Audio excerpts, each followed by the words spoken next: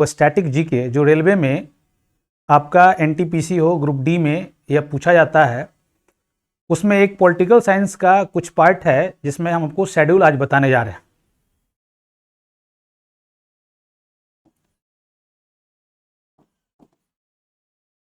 अनुसूचियां, ये अनुसूचियां से क्वेश्चंस कुछ पूछे जाते हैं, इसी को आज हम आपको बताने जा रहे हैं, जिसमें शेड्यूल्स को किस प्रकार से हम लोग देखेंगे। सबसे पहला पॉइंट कि मूल संविधान में मूल संविधान और वर्तमान संविधान, मूल संविधान और वर्तमान संविधान। मूल संविधान में 8 अनुसूचियां थी,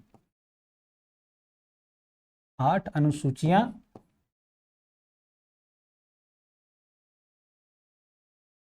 और वर्तमान में 12 अनुसूचियां हैं। इसी अनुसूचियों को आपको ऐसे याद करा दे रहे हैं कि जिंदगी में कभी भूलिएगा नहीं। पहला अनुसूची क्या कहता है, हमारा जो फर्स्ट शेड्यूल है या पहली अनुसूची में राज्य एवं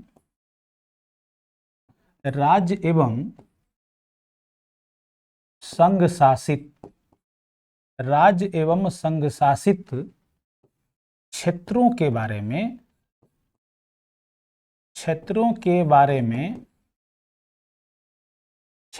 बारे में विवरण दिया गया है, विवरण दिया गया है। वर्तमान में 28 राज्य एवं 8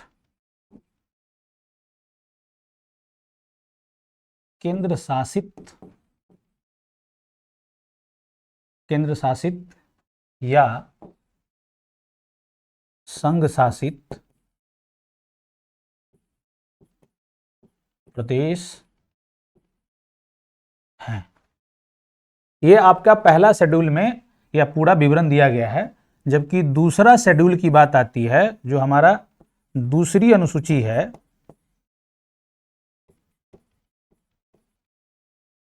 दूसरी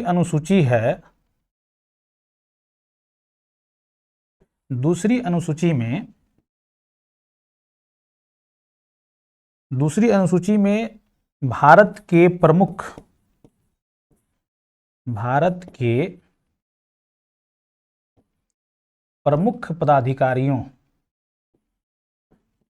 पदाधिकारियों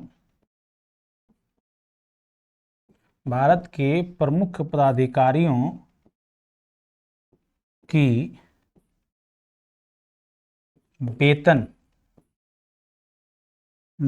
भत्ता, सैलरी अलाउंस, वेतन भत्ता के बारे में बताया गया, जिसमें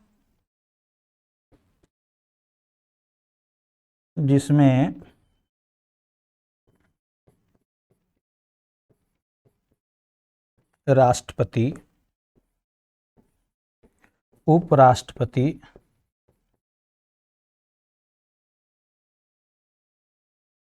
सीएजी,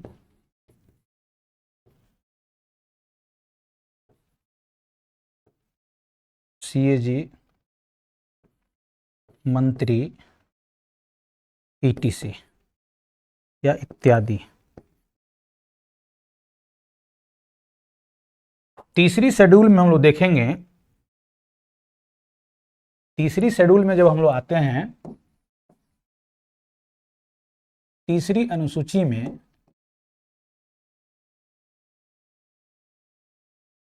अनुसूची में यह बताया गया है कि भारत के मंत्री, भारत के मंत्री इसके अलावा उच्चतम न्यायालय, सुप्रीम कोर्ट इसको बोलते हैं हम लोग, उच्चतम न्यायालय, उच्च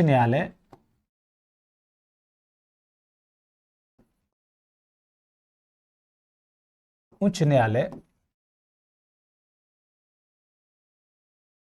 के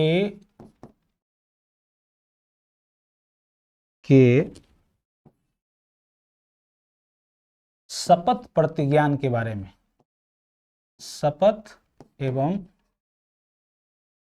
प्रतिज्ञान के बारे में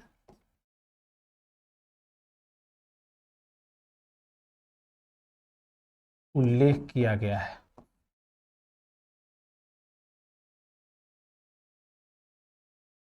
जिसको हम लोग कहते हैं शपथ प्रतिज्ञान का मतलब इसको ओथ एंड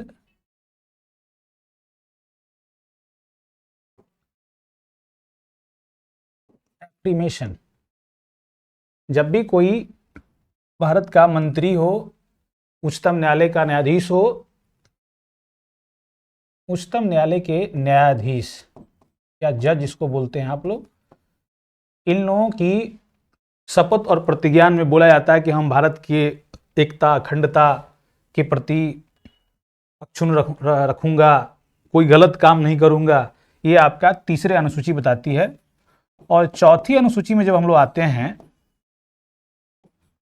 चौथी अनुसूची में जब हम लोग आते हैं तो यहां पर राज्यसभा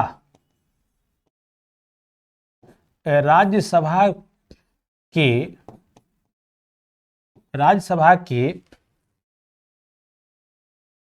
राज्यसभा के सीटों का आवंटन के बारे में है।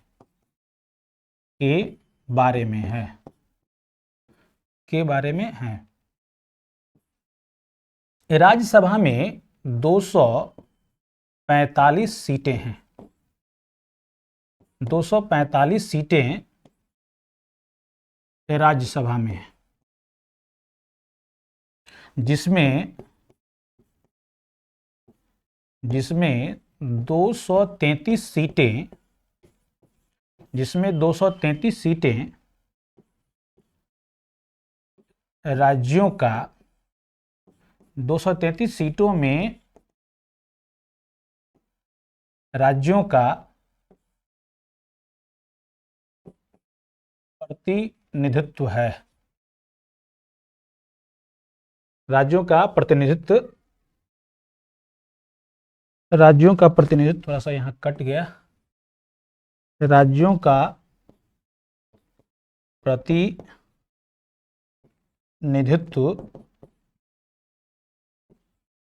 है और 12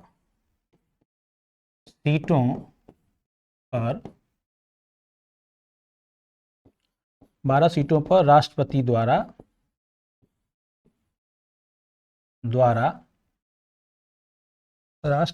द्वारा मनोनीत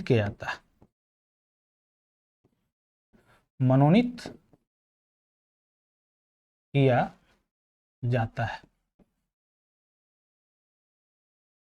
एक बात और इसमें याद रखेंगे कि यह जो राज्यसभा की सीटें हैं वो 28 राज्य एवं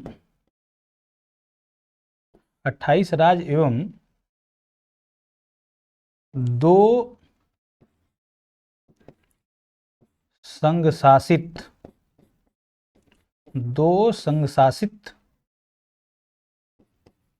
क्षेत्र के लिए आवंटित है, जिसमें 2 संघ शासित क्षेत्र कौन कौन आता है? एक दिल्ली एवं पुद्दुचेरी, दिल्ली एवं पुद्दुचेरी। आगे चलते हैं हम लोग 5वें शेड्यूल के बारे में। 5वां हमारा जो शेड्यूल है, 5वीं अनुसूची,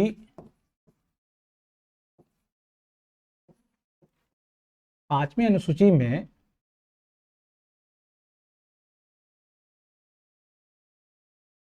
अनुसूचित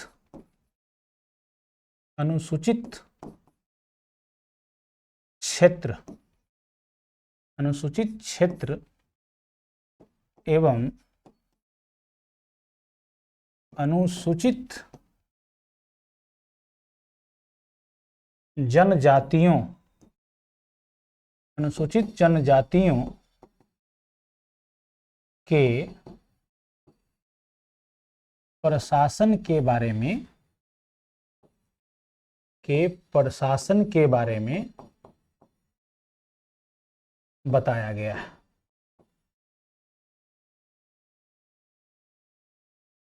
मतलब कि भारत देश में जितने भी अनुसूचित जाति के क्षेत्र हैं और अनुसूचित जनजाति के प्रशासन हैं, अनुसूचित जाति के प्रशासन एवं कंट्रोल के बारे में, प्रशासन एवं कंट्रोल, इसको हम लोग कहते हैं नियंत्रण, प्रशासन एवं नियंत्रण,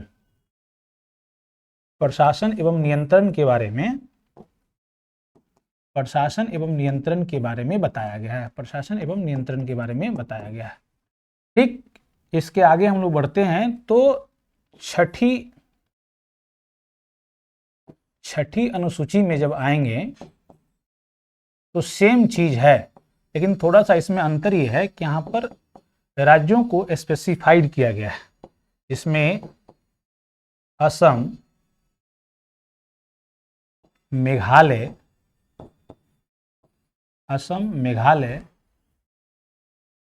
मिजोरम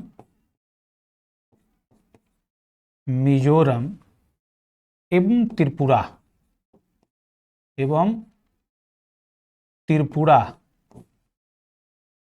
के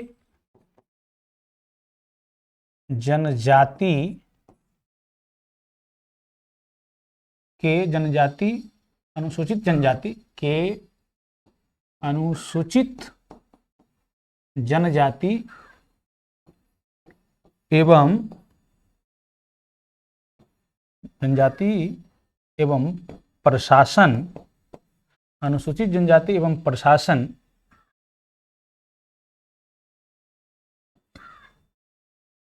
और क्षेत्रों के, प्रशासन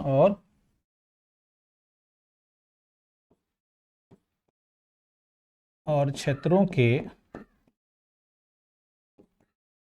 नियंत्रण, क्षेत्रों के नियंत्रण के बारे में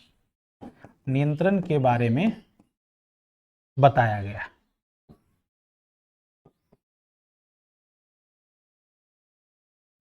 गया है। अब इस दोनों में अंतर ये समझेंगे, यह पूरे भारत के लिए बात की गई है और यहाँ पर स्पेसिफाइड कर दिया गया है, जिसमें असम का नाम आता है, मेघालय का नाम, मिजोरम का नाम और त्रिपुरा, यहाँ के जनजाति और यहाँ के प्रशासन के बारे में बात की गई है। जब हम लोग 7वीं अनुसूची में आते हैं, 7वीं अनुसूची में आते हैं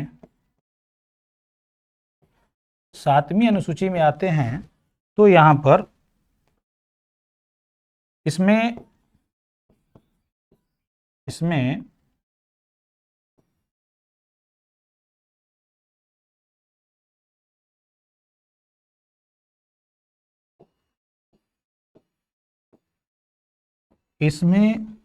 शक्तियों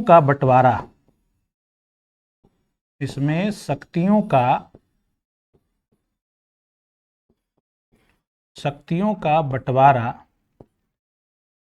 किया गया है। शक्तियों का बंटवारा किया गया, जिसमें कहते हैं हम लोग division of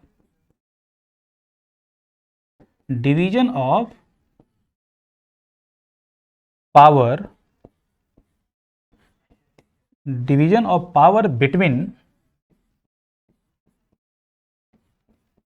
between union and state.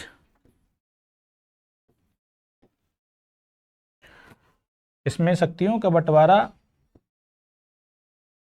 राज्य एवं संघ के बीच में किया गया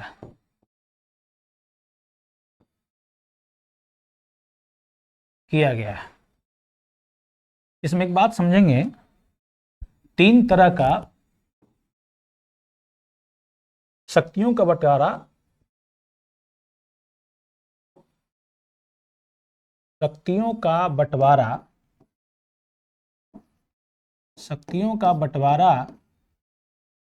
तीन प्रकार से।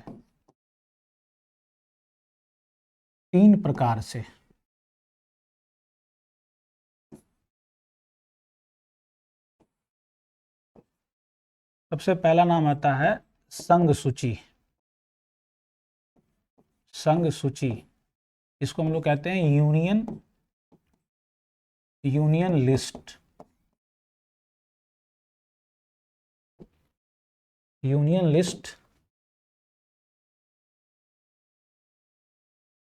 और एक होता है स्टेट लिस्ट। इसको हम लोग कहते हैं राज्य सूची।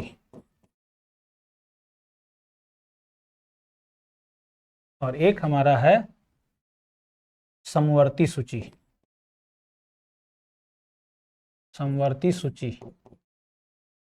इसको हम लोग बोलते हैं कनकरेंट लिस्ट। सबसे पहला पॉइंट यहां ये समझेंगे कि संघ सूची का एग्जाम्पल कौन कौन सा है। तो संघ सूची में रेल, मुद्रा, बैंक, जनगणना,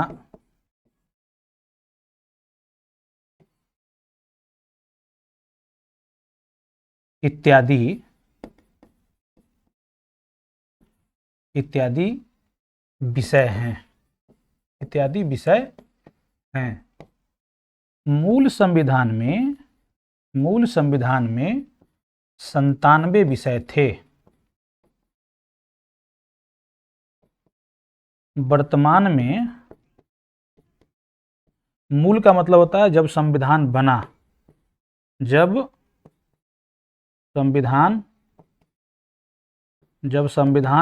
मूल का मतलब ये होता है जब संविधान बना। वर्तमान में अभी में अगर बात की जाए तो 100 विषय हैं। वर्तमान में 100 विषय हैं, यानी कि वैसा सूची जिस पर केंद्र सरकार नियम बनाए। कौन नियम बनाए? केंद्र सरकार द्वारा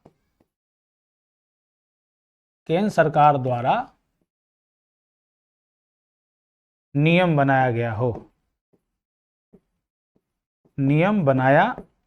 गया। संघ सूची के बाद आता है राज्य सूची में जो विषय हैं उसमें मनोरंजन कर हो गया,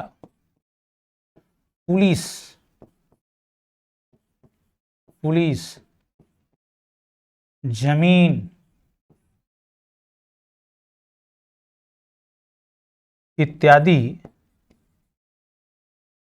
इत्यादि विषय हैं। इसमें भी मूल संविधान की बात आती है। मूल संविधान में 52 विषय थे और वर्तमान में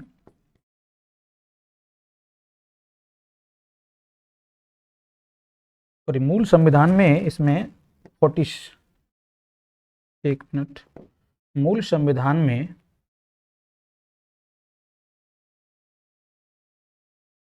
66 विषय थे और वर्तमान में आपका 61 है।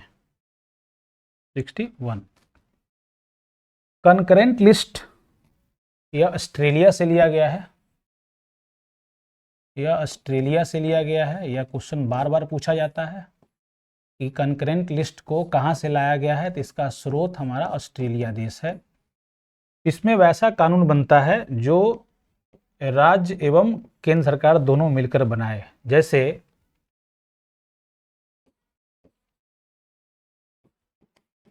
एजुकेशन जिसको हम लोग कहते हैं एजुकेशन जिसको कहते हैं हम लोग शिक्षा, एक होता है फॉरेस्ट, एक फॉरेस्ट हो गया, एजुकेशन हो गया, फॉरेस्ट हो गया इत्यादि ईटीसी। इसमें भी अगर बात की जाए मूल संविधान की, तो मूल संविधान में 47 और वर्तमान में 52 है। ये हमारा था 7वीं अनुसूची का डिस्क्रिप्शन। अब हम लोग आते हैं 8वीं अनुसूची में। जो हमारी 8वीं अनुसूची है, वो 8वीं अनुसूची में जिसको हम लोग कहते हैं राजभाषा, राजभाषा, राजभाषा का वर्णन किया गया है, राजभाषा का वर्णन किया गया है, जिसको हम लोग कहते हैं ऑफिशियल लैंग्वेज। मूल संविधान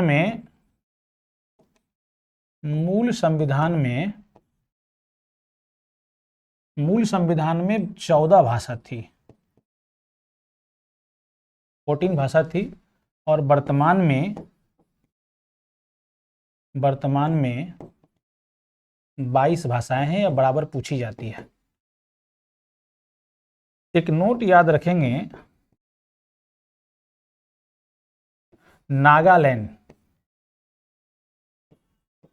नागालैंड एवं मिजोरम, नागालैंड एवं मिजोरम की राजभाषा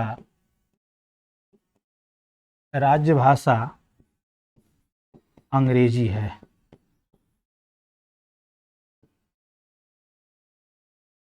और एक बात याद रखेंगे कि हमारे देश की राष्ट्रभाषा कुछ भी नहीं है, राष्ट्रभाषा कुछ भी नहीं है। ये जितनी भी भाषाएं हैं कुछ भी नहीं है। जो बचपन से हम लोग को पढ़ाया जा रहा है कि हिंदी, तो हिंदी हमारी एक राज्य भाषा है, ये ऑफिशियल लैंग्वेज है। यह 22 लैंग्वेज में आप पूरे भारत में कहीं पर भी एप्लीकेशन हो, अपनी शिकायत हो या कोई ऑफिशियल काम अपना करा सकते हैं। 9वीं जो अनुसूची है हमारी, 9वीं अनुसूची या लैंड रिफॉर्म के बारे में है। लैंड रिफॉर्म, जमीन सुधार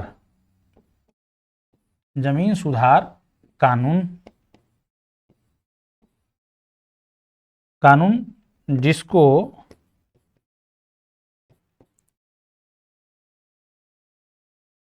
पहला संविधान संशोधन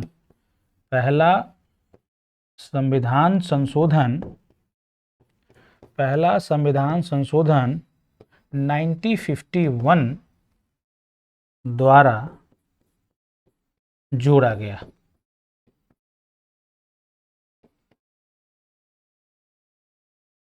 शुरुआत में इस लैंड रिफॉर्म से रिलेटेड चीज़ों को न्यायपालिका से बाहर रखा गया था, न्यायपालिका से बाहर रखा गया था,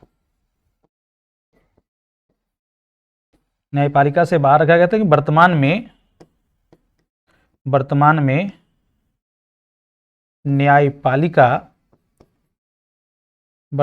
न्यायपालिका सुनवाई कर सकती है, सुनवाई कर सकती है।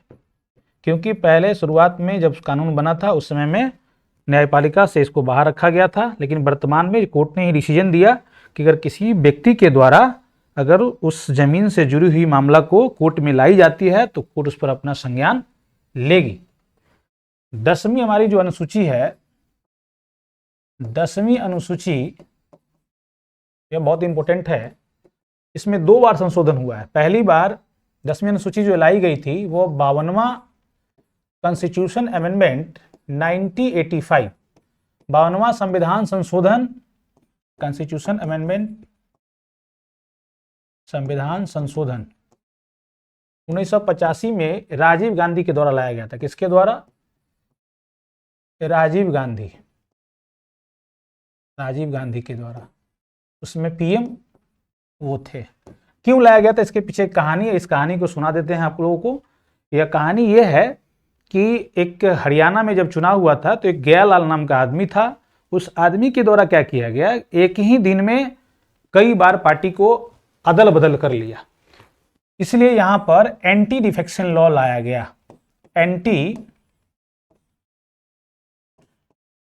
एंटी डिफेक्शन लॉ, जिसको हम लोग कहते हैं दल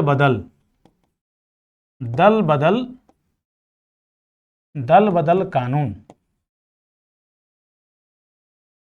तो वो आदमी गयालाल क्या किया कि मंत्री बनने के लिए, गयालाल क्या किया, मंत्री बनने के लिए बार बार पार्टी को बदला। कभी कांग्रेस से किसी दूसरे पार्टी में, दूसरे पार्टी से कभी तीसरे पार्टी में जाता था।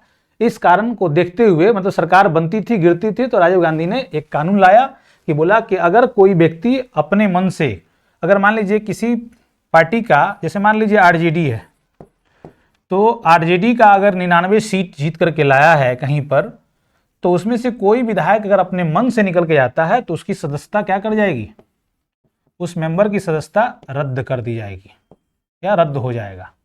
अगर उस सदस्य को पार्टी के द्वारा निकाला जाएगा, पार्टी निष्कासित करती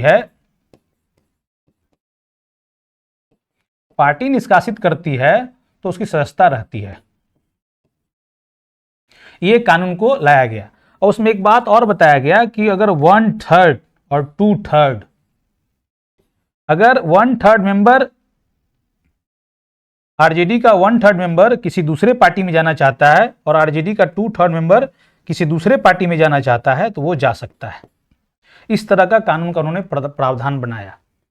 तो आगे जाकर के अटल बिहारी वाजपेयी इसमें 91 कॉन्स्टिट्यूशन अमेंडमेंट आपका 2003 में इन्होंने बोला कि नहीं, अगर कोई दल है तो वह अपना विलय करना चाहता है, दल विलय करना चाहता है तो वह पूरा करेगा, पूरा का पूरा कर सकता है। और मंत्री बनने के लिए उन्होंने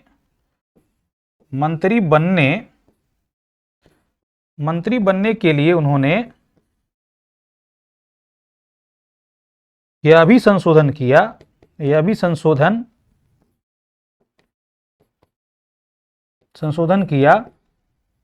कि लोकसभा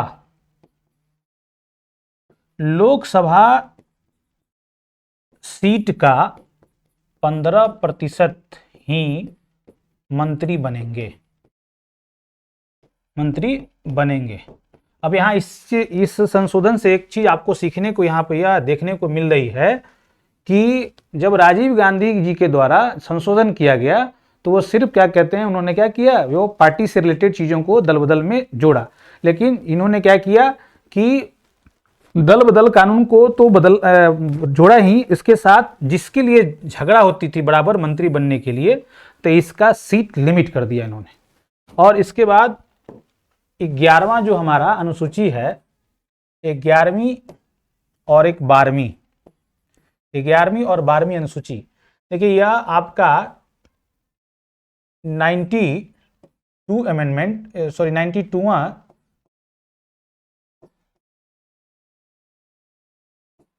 कॉन्स्टिट्यूशन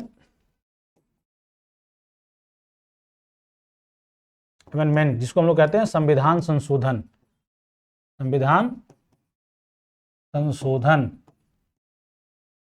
यह 1973 की बात है और यह 1974 में किया गया था। यह आपका 1974। इसमें हमारा पंचायती राज है, इसमें हमारा पंचायती राज, पंचायती राज के बारे में आप जब डीपीएसपी पढ़ेंगे, जिसको हम लोग directive principle of state policy बोलते हैं, डीपीएसपी पढ़ेंगे, जिसको राज्य का नीति निर्देशक तत्व पढ़ेंगे, तो वहां अनुच्छेद 40 में पंचायती राज के बारे में बताया गया है।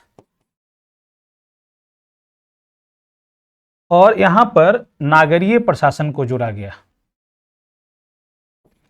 नागरीय प्रशासन को जोड़ा गया,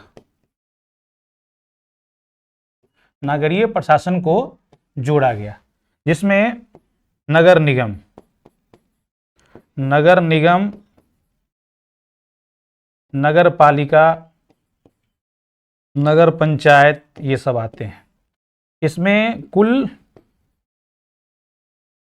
18 विषय हैं और इसमें 29 विषय हैं। अब इसको कैसे याद करना है एक लाइन में, ये तो किताब में सब बातें लिखी गई है, लेकिन अगर आप इसको अगर याद करना चाहते हैं तो इस प्रकार से याद करेंगे कि जो हमारी पहली अनुसूची है वो हमारे स्टेट और यूटी के बारे में, जिसको हम लोग कहते हैं राज्य और संघशासित क्षेत्र के बारे में बताया गया है कि हमारे देश में कितने राज्य हैं और कितने संघशासित प्रदेश हैं। उसके बाद दूसरा जो है वह सैलरी अलाउंस के बारे में दिया गया है, जो कि भारत के जो मेन ऑफिसर्स हैं, जिसमें प्रमुख पदाधिकारी आते हैं, जिसमें राष्ट्रपति, उसमें आपका उपराष्ट्रपति या स्पीकर हो गया या आपका विधानसभा का स्पीकर हो गया, इन लोगों के बारे में, इन लोगों के सैलरी के बारे में बताई गई है।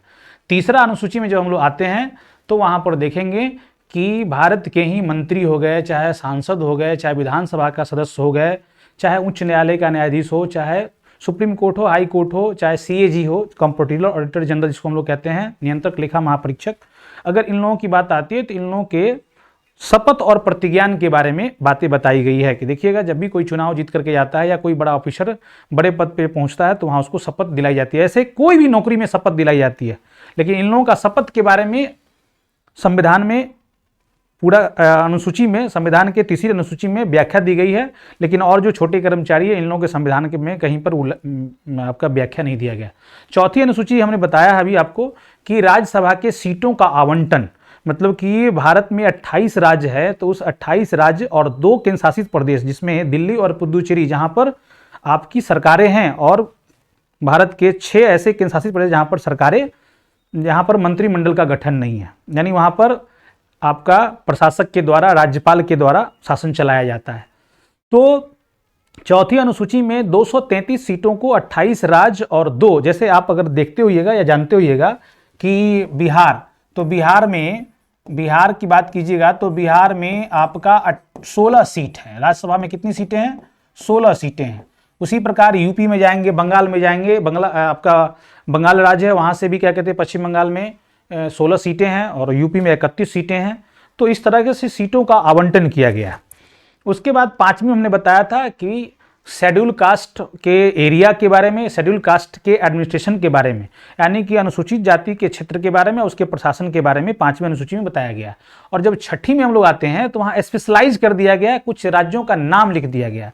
उसमें राज्य में नाम आता है किसका? तो असम का आता है, मेघालय का आता है, मिजोरम का आता है, त्रिपुरा का नाम आता है।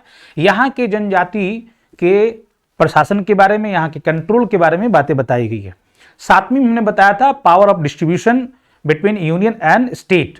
हमने बताया कि भैया केंद्र सरकार, राज्य सरकार के बीच में शक्तियों का बंटवारा किया गया है इस प्रकार कि जिसमें संघ सूची, राज्य सूची और समवर्ती सूची है। संघ सूची के हमने बताया विषय कितने हैं, राज्य सूची के विषय बताया।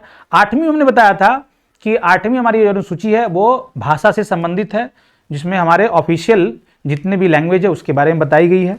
और 9वीं हमने बताया था लैंड रिफॉर्म के बारे में। 10वीं हमने बताया है एंटी डिफेक्शन लॉ, दल बदल कानून। और 11वीं हमारा है पंचायती राज। और 12वीं जो हमारा है वो नागरीय प्रशासन से रिलेटेड है। आज के लिए इतना ही।